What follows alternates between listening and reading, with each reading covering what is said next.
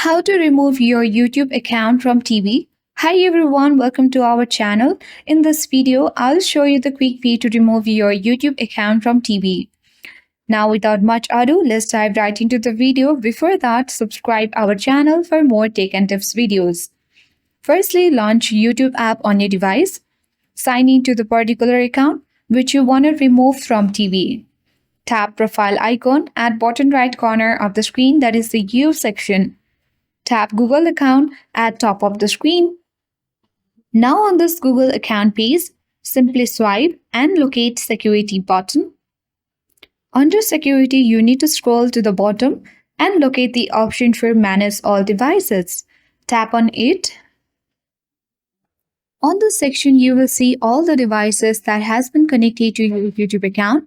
When you find the TV connected to your YouTube account, you simply need to open that particular TV device and you will see the option for sign out. Tap on sign out button and tap on remove. After that, you will successfully remove your YouTube account from TV. So that was quite easy and simple. I hope this video worked for you. Thank you for watching and see you in the next video.